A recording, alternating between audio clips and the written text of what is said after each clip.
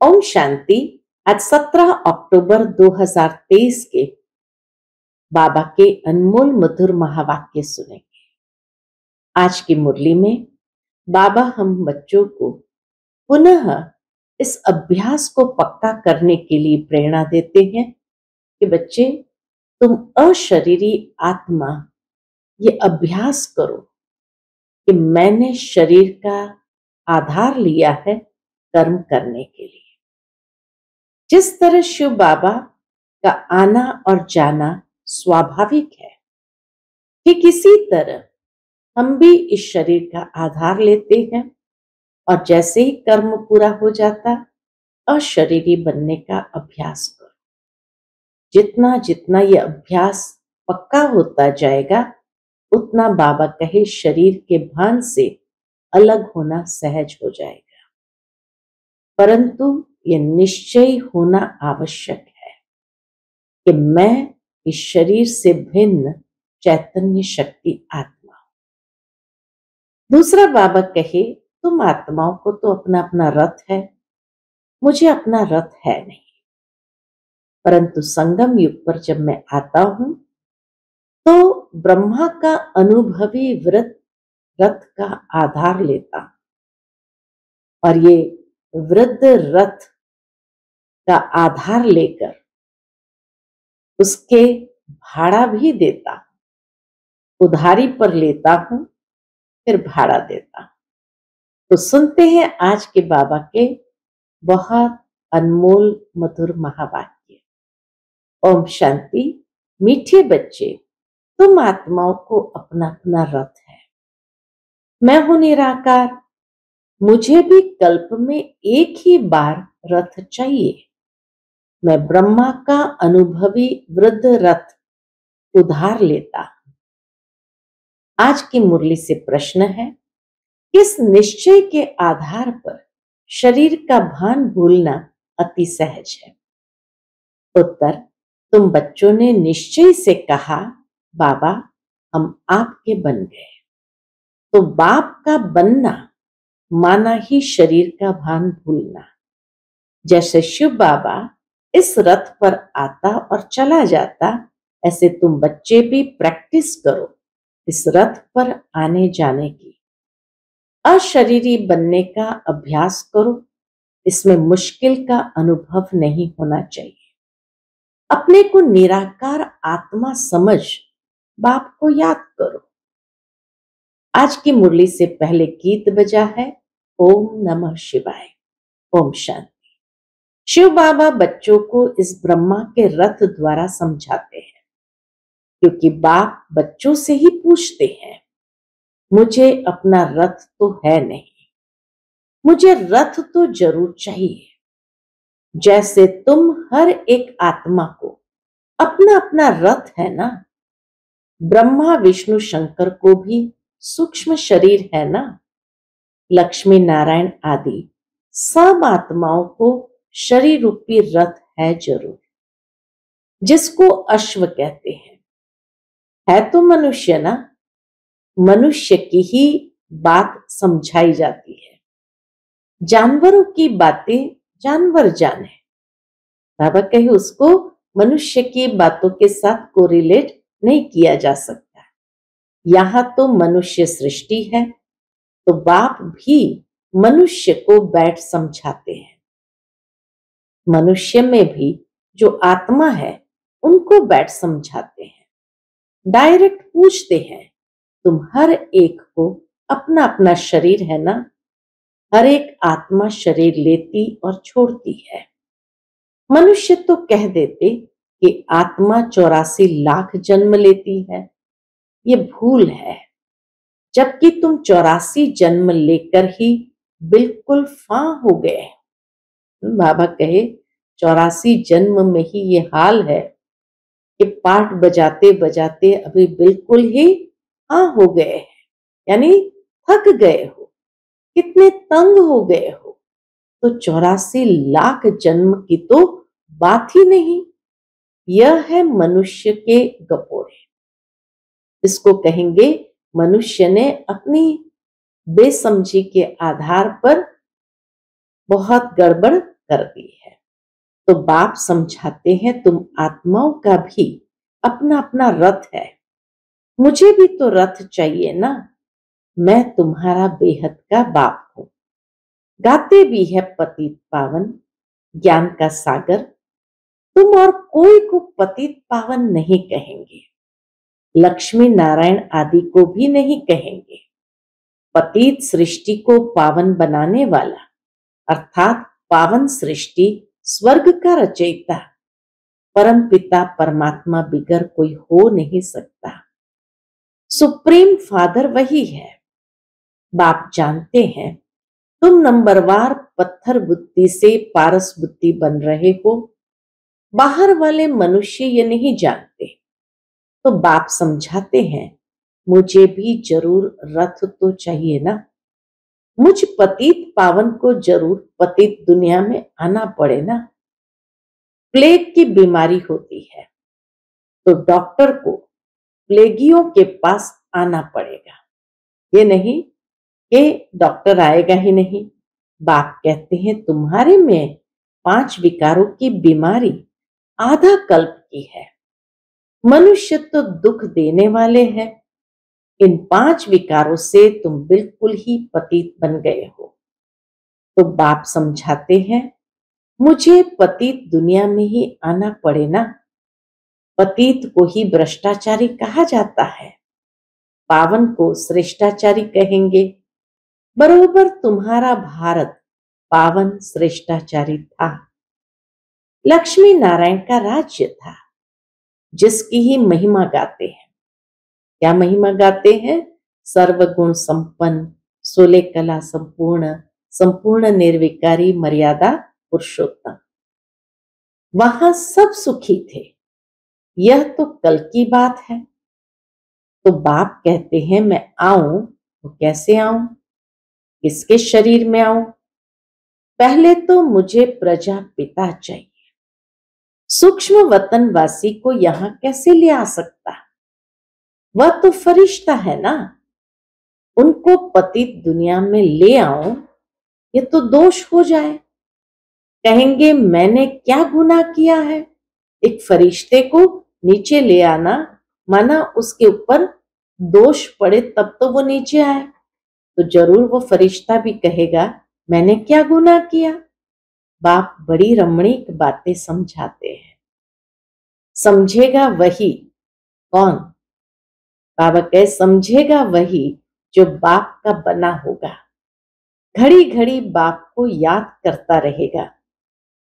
बाप कहते हैं मैं आता ही तब हूं जब धरती पर पाप बढ़ जाता है, जब पाप का घड़ा भर जाता है इस धरती पर तब बाप को आना पड़ता है। कलयुग में मनुष्य कितने पाप करते हैं? तो बाप पूछते हैं बच्चे बताओ मैं आऊं तो किस तन में आऊं? मुझे चाहिए भी जरूर वृद्ध अनुभवी रथ। यह जो मैंने रथ लिया है बरोबर इनके बहुत गुरु किए हुए हैं, शास्त्र आदि पढ़ा हुआ है, यह भी लिखा हुआ है ना कि बहुत पढ़ा हुआ था, अर्जुन की बात नहीं। बाबा कहे अर्जुन की बात नहीं है, मुझे कोई अर्जुन व कृष्ण का रथ थोड़ी चाहिए, मुझे तो चाहिए ब्रह्मा का रथ। उनको ही प्रजा पिता कहेंगे, कृष्ण को तो प्रजा पिता नहीं कहेंगे। बाबा को तो प्रजा के बीच में ऐसा उनका रथ चाहिए जो अनुभवी हो। बाप को तो ब्रह्मा का ही रथ चाहिए जिससे ब्राह्मणों की प्रजा रचे। ब्राह्मणों का है सर्वोत्तम कुल, विराट रूप दिखाते हैं ना, देवता क्षत्रिय वैश्य शूद्र, बाकी ब्राह्मण कहाँ गए? विराट रूप से ब्राह्मण कहाँ गायब हो गए ये किसको भी पता नहीं। ऊंचते ऊंच है ब्राह्मणों की चोटी, चोटी हो तभी समझा जा सकता है यह ब्राह्मण है। बाबा कहे चोटी हो तब ही समझा जाता है कि यह ब्राह्मण है। सच्ची सच्ची चोटी तो तुम्हारी है, तुम राज ऋषि हो, बड़ी चोटी वाले। राज ऋषि माना बड़ी चोटी वाले। पहले के जमाने में जो ऋषि थे, जो विद्वान थे, वो लंबी चोटी रखते थे। तो इसीलिए बाबा कहे तुम राज ऋषि हो, बड़ी चोटी वाले। ऋषि उनको कहा जाता जो पवित्र रहते हैं। तुम हो राजयोगी, राज ऋषि, राजाई के लिए तपस्या कर रहे हो। वह मुक्ति के लिए हठ योग की तपस्या करते हैं, तुम जीवन मुक्ति राजाई के लिए राजयोग की तपस्या कर रहे हो। तुम्हारा नाम ही है शिव शक्ति। शिव बाबा तुम्हें इनकारनेट करते हैं। शिव बाबा तुम्हें भी इनकारनेट अर्थात पुनः अवतरित होना। शिव बाबा तुम्हें री इनकारनेट करते हैं तो तुम फिर से भारत में जन्म लेते हो। जन्म लिया है ना, कोई कोई ने भल जन्म लिया है, परंतु समझते नहीं कि हम शिव बाबा के बने हैं, उनके पास जन्म लिया है। अगर ऐसा समझे तो शरीर का भान बिल्कुल ही निकल जाना चाहिए। जैसे शिव बाबा निराकार इस रथ में है, तुम भी अपने को निराकार आत्मा समझो। बाप कहते बच्चे मुझे याद करो, अब वापस घर चलना है। तुम तो पहले अशरीरी थे, फिर देवी व देवता का शरीर लिया, फिर क्षत्रिय शरीर लिया, फिर वैश्य शरीर, फिर शूद्र शरीर लिया। अभी फिर तुम अशरीरी बनो। अलग अलग वर्णों का शरीर लिया। अब बाबा कहे फिर से अशरीरी बनो। तुम मुझ निराकार को ही कहते हो। क्या कहते हैं? बाबा अभी हम आपके बने हैं, हमको वापस जाना है। देह को तो नहीं ले जाना है, ये देह तो यहीं छोड़ना है। देह को तो लेने ही चलना है। हे आत्माएं, अब मुझ बाप को और स्वीट होम को याद करो। मनुष्य जब विलायत से लौटते हैं तो कहते हैं चलो अपने स्वीट होम भारत में चले। जहां जन्म लिया था वहां लौटे। मनुष्य मरते हैं तो जहां जन्म लिया था उनको वहां ले जाते हैं।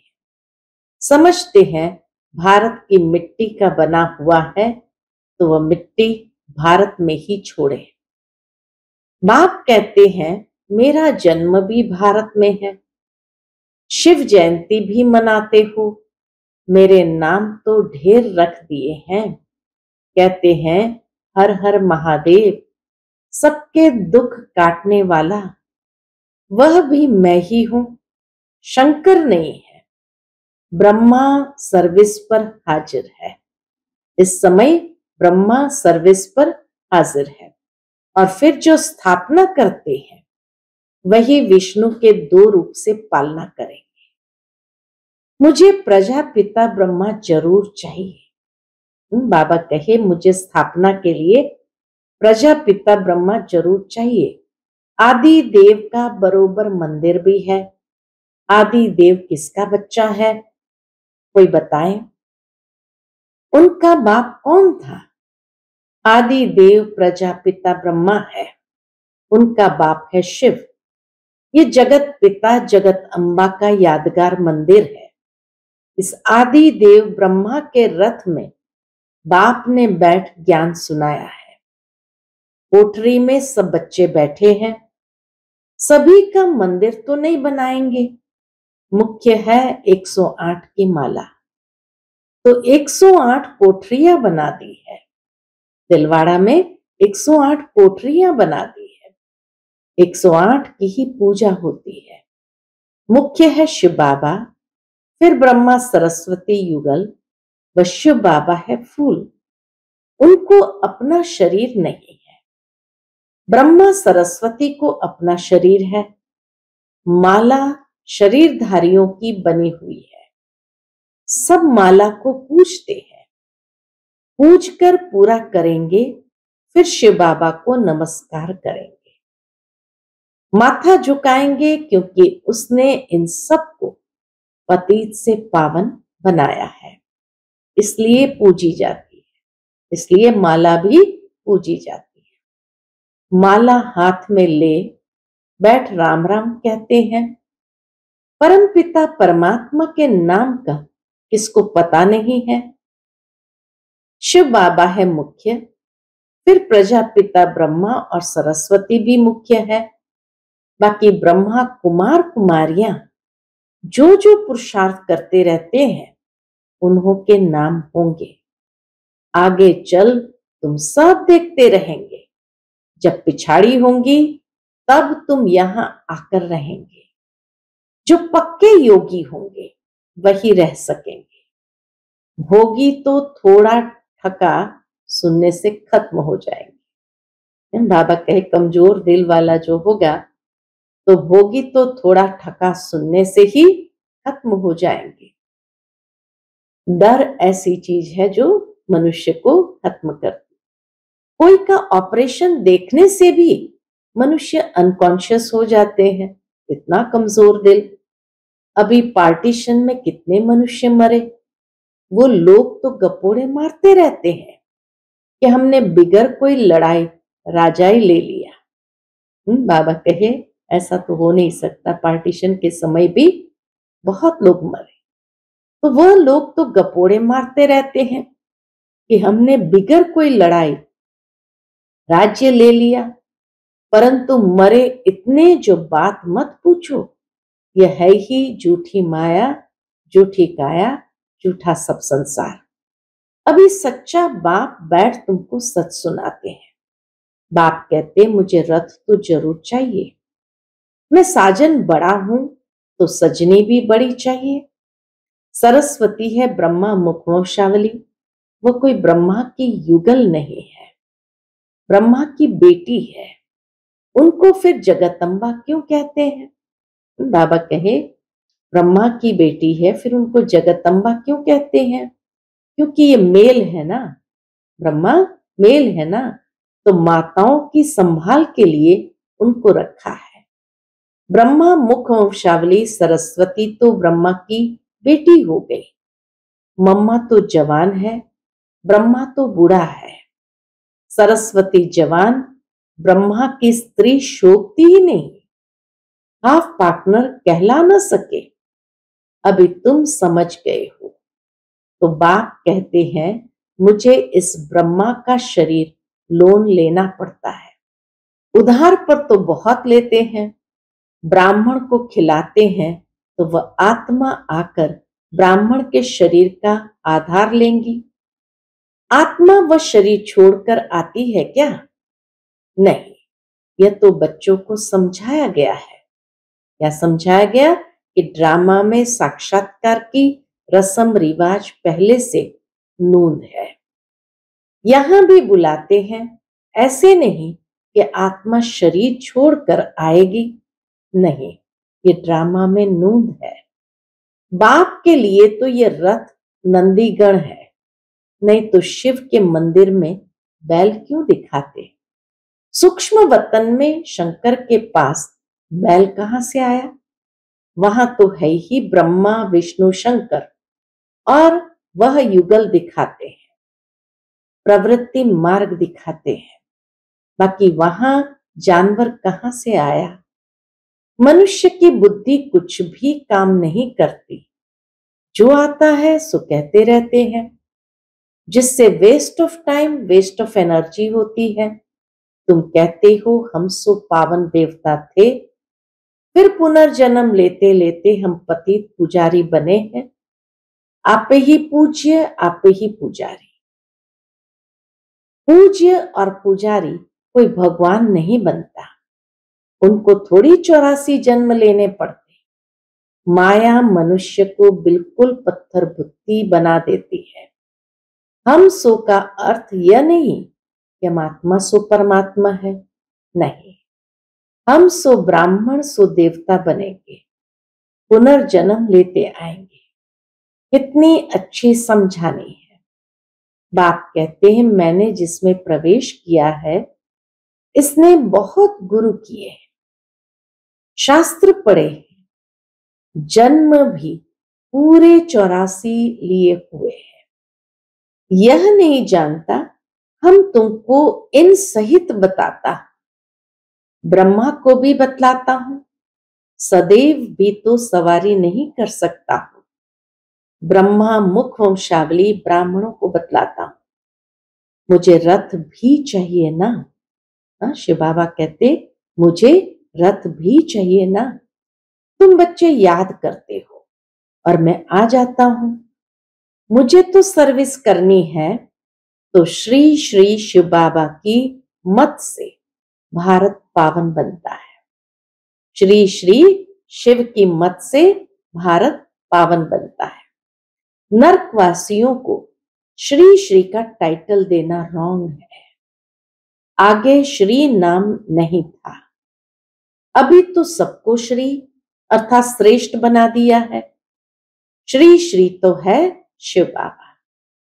फिर सूक्ष्म वतनवासी ब्रह्मा विष्णु शंकर, फिर श्री लक्ष्मी नारायण।